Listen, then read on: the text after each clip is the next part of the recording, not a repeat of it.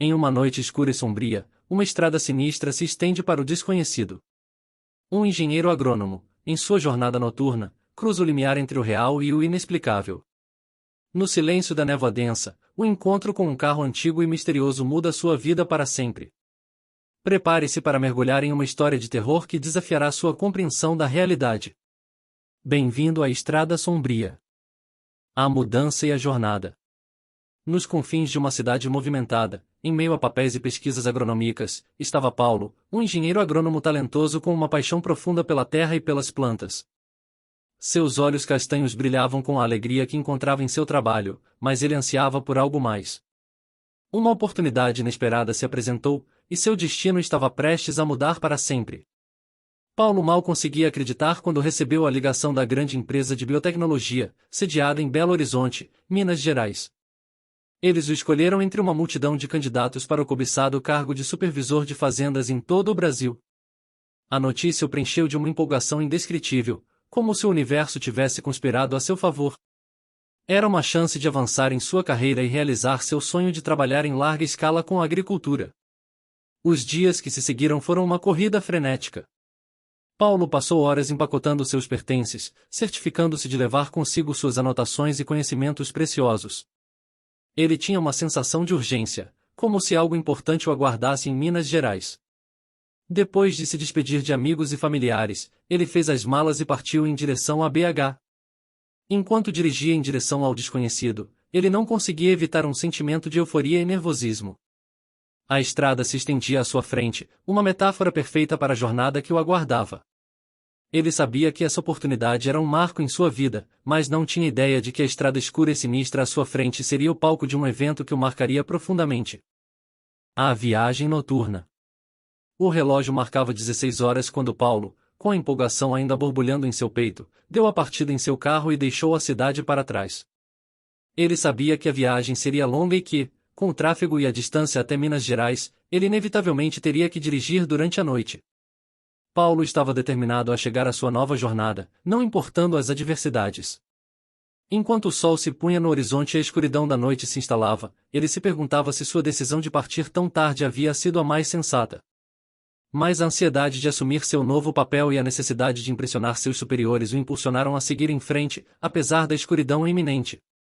Conforme avançava pela estrada sinuosa que cortava as paisagens rurais de Minas Gerais, Paulo notou algo estranho. Cruzes, muitas cruzes, alinhavam as beiradas da BR. Cada cruz parecia representar uma tragédia, um lembrete sombrio de vidas perdidas em algum lugar daquela estrada deserta.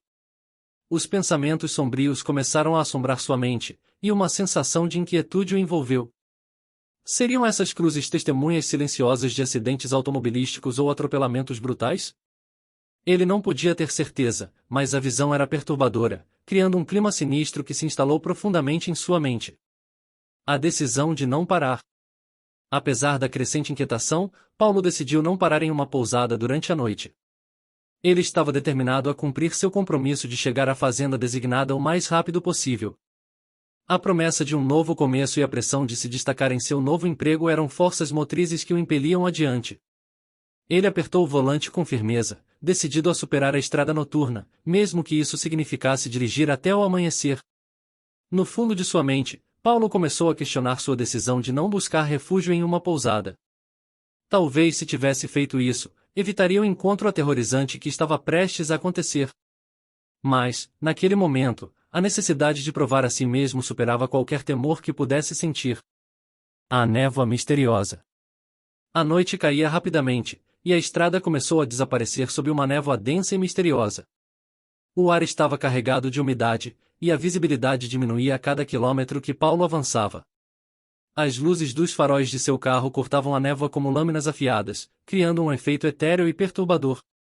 O medo começou a apertar seu peito enquanto ele continuava dirigindo naquela névoa opressiva.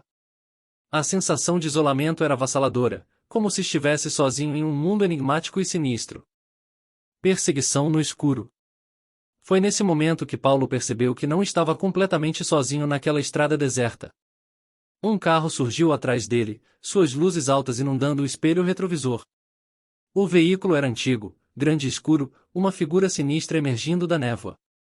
Paulo não conseguia ver o motorista claramente, mas o carro parecia estar determinado a segui-lo. O desconforto de Paulo aumentou quando ele tentou mudar de faixa para deixar o carro passar.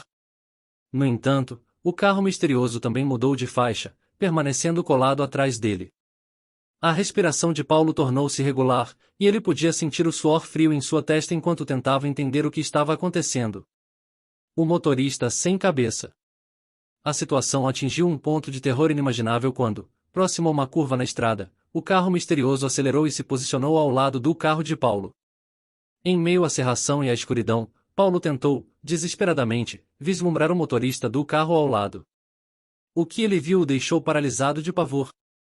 Sentado ao volante do carro antigo estava um corpo humano, um corpo masculino vestido com um terno, mas não havia cabeça.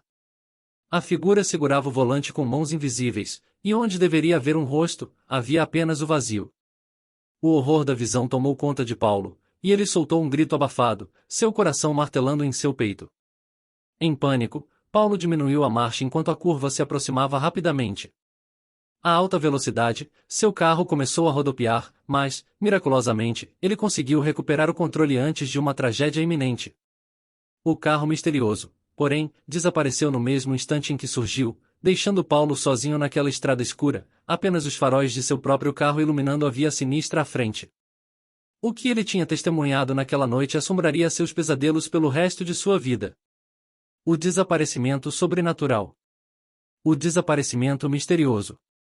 Após o encontro aterrorizante com o carro misterioso e o motorista sem cabeça, a estrada voltou a ficar silenciosa e solitária.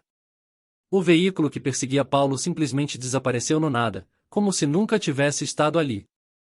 Não havia nenhum traço de suas luzes traseiras na névoa densa que continuava a se espalhar pela estrada escura.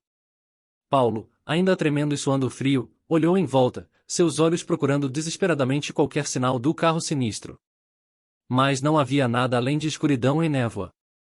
Era como se a assombração em 4 rodas nunca tivesse existido. A sensação de alívio que se seguiu ao desaparecimento do carro sombrio foi quase tão intensa quanto o terror que Paulo havia sentido antes. No entanto, um sentimento de inquietação permaneceu, pois ele não conseguia entender como algo tão aterrorizante poderia simplesmente desaparecer no ar. A névoa densa continuava a envolvê-lo, e a estrada deserta à sua frente parecia interminável, como um pesadelo interminável. A experiência havia abalado profundamente Paulo, e ele sabia que as respostas estavam fora de seu alcance naquele momento. Ele continuou a dirigir, a estrada sombria estendendo-se à sua frente, com sua mente assombrada pelo encontro sobrenatural que ele mal conseguia acreditar que havia ocorrido.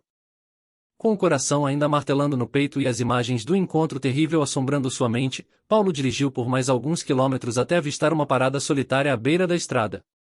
Era um barzinho decadente, com uma luz fraca que escapava pelas janelas empoeiradas. As luzes de neon tremeluziam fracamente, e um letreiro enferrujado anunciava o lugar como Parada do Caminhoneiro. O lugar parecia um refúgio, uma ilha de humanidade naquela estrada sombria e deserta. Com as mãos ainda trêmulas, Paulo estacionou seu carro e entrou no barzinho com uma sensação de alívio. Ele estava disposto a qualquer coisa para escapar do medo que o havia perseguido naquela estrada sinistra. Encontro com locais aterrorizados. Ao entrar no barzinho, o atendente do balcão, um homem robusto com uma expressão severa, olhou para Paulo e notou imediatamente seu desconforto e palidez. O atendente se aproximou com um olhar preocupado e perguntou se estava tudo bem.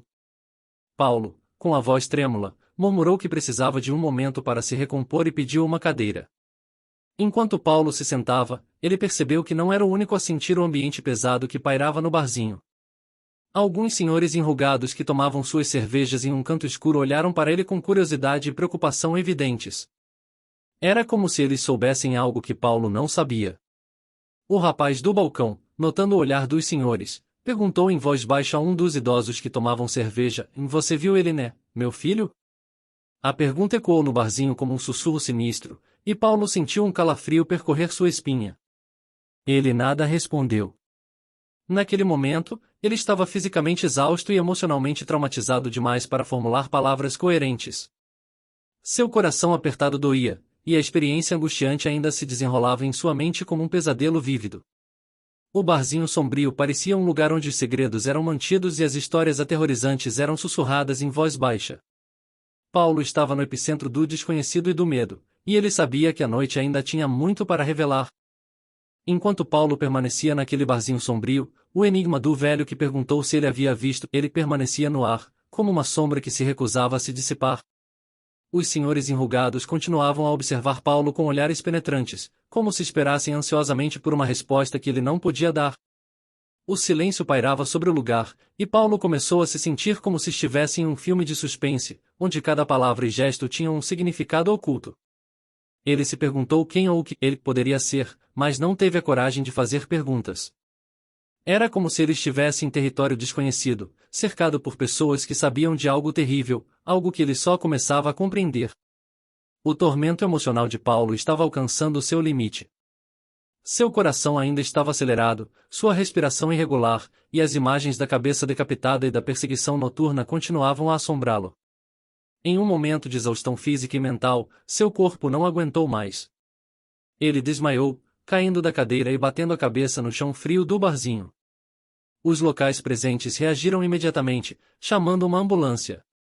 O pessoal da pousada, preocupado com a condição de Paulo, agiu rapidamente e chamou o Serviço de Atendimento Móvel de Urgência, a SAMU. A ambulância chegou em poucos minutos, e uma equipe médica começou a avaliar Paulo. Seu coração estava batendo descontroladamente, e ele estava pálido como um fantasma. O médico da equipe do SAMU explicou que Paulo havia sofrido uma taquicardia importante, um aumento anormal da frequência cardíaca, devido ao choque emocional intenso que havia experimentado. Eles o estabilizaram no local e o levaram para o hospital mais próximo para avaliação mais detalhada. No hospital, Paulo foi monitorizado e recebeu uma máscara de oxigênio para ajudar na sua recuperação. O médico explicou que seu estado de saúde estava sob controle, mas que a experiência traumática que ele havia vivido havia desencadeado essa reação física severa. O médico recomendou que Paulo procurasse um cardiologista posteriormente para investigar mais a fundo a causa da taquicardia, mas, por enquanto, ele estava fora de perigo. Paulo, no entanto, sabia que a taquicardia não era apenas resultado do estresse emocional. Ele sabia que algo sobrenatural e aterrorizante havia ocorrido naquela estrada deserta, algo que não poderia ser explicado por diagnósticos médicos convencionais. E enquanto se recuperava no hospital, ele começou a questionar sua própria sanidade, sem saber que a noite ainda tinha muito para revelar. Após receber alta do hospital e voltar para sua casa, Paulo sabia que nunca mais seria o mesmo. A experiência aterrorizante na estrada assombrava seus pensamentos a cada momento acordado, e seus pesadelos à noite eram invasivos e vívidos. A névoa densa, o carro sinistro, o motorista sem cabeça, tudo aquilo se repetia em sua mente como um loop interminável de terror. Ele não conseguiu evitar a conclusão de que não estava preparado para continuar seu trabalho como engenheiro agrônomo supervisionando fazendas por todo o Brasil. A estrada e a escuridão haviam se tornado símbolos de seus medos mais profundos, e ele não podia mais enfrentá-los. Com o coração pesado e uma sensação de derrota, ele tomou a difícil decisão de renunciar ao emprego que tinha lutado tanto para conquistar. Tratamento e descrença. O trauma que Paulo enfrentou o levou a procurar ajuda profissional. Ele iniciou um tratamento com um psiquiatra e um psicoterapeuta na esperança de superar os horrores que testemunhou naquela noite fatídica. No entanto, ao compartilhar sua história com os profissionais de saúde mental, ele enfrentou uma reação que o abalou ainda mais. Os profissionais de saúde mental demonstraram ceticismo em relação à sua história. Eles acreditavam que Paulo estava sofrendo de transtorno de estresse pós-traumático devido ao choque emocional, mas não levavam a sério suas descrições de um carro sinistro e um motorista sem cabeça. Isso deixou Paulo ainda mais isolado, sentindo que ninguém acreditava na realidade aterradora que ele tinha vivenciado. No entanto, Paulo estava determinado a encontrar respostas, mesmo que isso significasse enfrentar o ceticismo dos profissionais de saúde mental. Ele continuou com o tratamento, tomou remédios de tarja preta para ajudar a controlar seus sintomas de ansiedade e pesadelos recorrentes. Mas, no fundo de seu coração, ele sabia que eles não compreendiam completamente o que havia acontecido naquela estrada escura. Ele estava sozinho em sua convicção, mas ele sabia que havia testemunhado algo sobrenatural e aterrorizante, algo que nunca seria totalmente compreendido por aqueles que não estavam lá. Os anos passaram, mas o trauma de Paulo nunca desapareceu. Ele evitava estradas escuras e desoladas como a peste, e o ato de dirigir se tornou um pesadelo que ele preferia não enfrentar. Quando tomava um táxi, mantinha os olhos fixos à frente, evitando olhar para os lados, com medo de encontrar algo que o assombrasse novamente. Paulo estava permanentemente marcado pela experiência aterrorizante que vivenciara naquela noite fatídica em Minas Gerais. O medo que o envolveu era como uma sombra que nunca o deixava, assombrando seus pensamentos e se manifestando em pesadelos recorrentes. Conhecimento privado apesar do ceticismo dos outros e da falta de apoio dos profissionais de saúde mental, Paulo permaneceu firme em sua convicção. Ele sabia o que tinha visto naquela estrada escura e nebulosa, e nada o faria esquecer ou duvidar de sua própria experiência. Ele carregava consigo o conhecimento de algo sobrenatural e terrível que havia cruzado seu caminho. Paulo tinha aceitado que nunca obteria respostas claras ou explicativas para o que havia testemunhado. Mas ele se recusou a abandonar sua própria verdade. Ele tinha visto o inexplicável, enfrentado o impensável e sobrevivido para contar a história. E, embora sua jornada o tivesse deixado permanentemente traumatizado, ele estava determinado a manter viva a lembrança daquela noite terrível como um testemunho silencioso da existência de forças além da compreensão humana. Assim, a história de Paulo se tornou um segredo que ele guardaria para sempre, uma lembrança sombria de uma noite que desafiou todas as leis da realidade. E mesmo que ninguém mais acreditasse nele, Paulo sabia que sua verdade era inabalável, e ele carregaria o peso daquele encontro assustador até o fim de seus dias.